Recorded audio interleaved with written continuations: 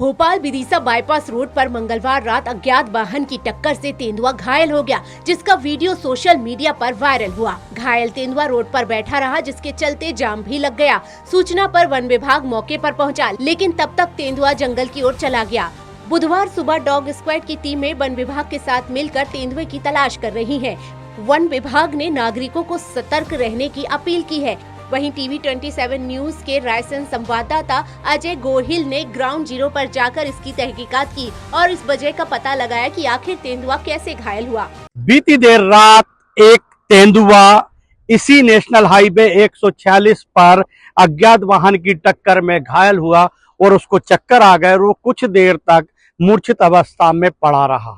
हालांकि ये वो जगह है जो रायसेन के वार्ड नंबर 1 के पास स्थित है और यहाँ पर देख सकते हैं ये जो पहाड़ी इलाका है, यहाँ पर तेंदुए का विचरण क्षेत्र कहा जाता है। यहाँ पर तेंदुआ कभी भी यहाँ पर घूमता नजर आता है, कभी भी रोड पर आ जाता है। मैं आपको दिखाना चाहूंगा, ये वो जगह है, देखिए एक बोर्ड लगा हुआ है कि सावधान तेंदुआ विचरण क्षेत्र।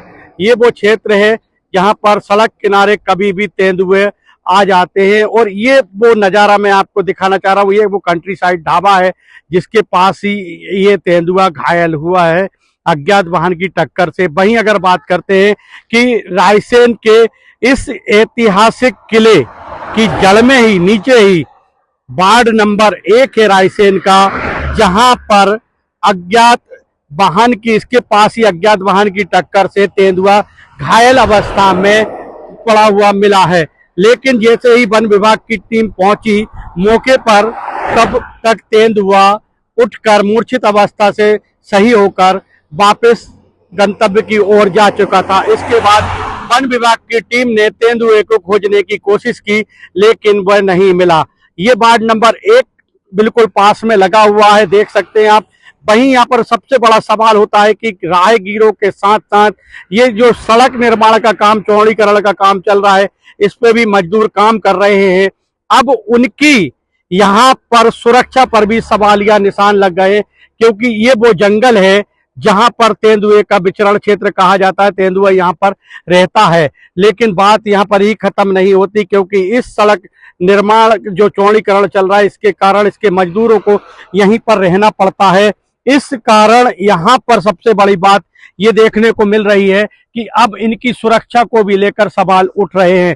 वहीं मैं आपको बता दूं कि ये वो जगह है, विगत कई सालों से यहाँ पर तेंदुए का विचरण क्षेत्र का बोर्ड लगा हुआ है।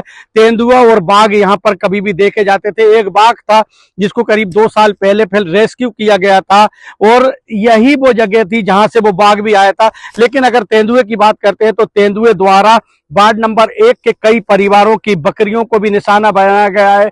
वहीं पास में एक गौशाला है जिसकी भी बछड़े को भी निशाना बनाया गया है। हालांकि वन विभाग की टीम ने रात में ही एसडीओ सुधीर पटले अपने दलबल के साथ पहुंचे और उन्होंने यहाँ पर तेंदुए की खोज जारी कर दी। वहीं सुबह भी वन विभाग की टीम तेंदुए की तलाश में लगी रही। लेकिन यहाँ पर सबसे बड़ा सवाल होता है आम जनता की सुरक्षा को लेकर, जहां वन विभाग की टीम ने मुनादी तो फिरवा दी है कि कृपया अपने जो घर से निकलें तो केवल 1 से अधिक की संख्या में निकलें, वहीं सुनसान में ना जाएं, गाड़ियों को रास्ते में रोककर यहाँ पर जो बाहर ना निकलें।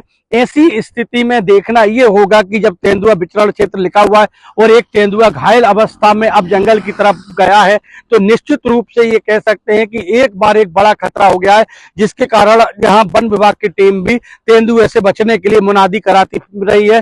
तो वहीं वार्ड नंबर 1 की कई बकरियों को तेंदुए द्वारा पहले भी शिकार किया गया है। अब एक देखना ये होगा कि तेंदुआ कितना घायल है।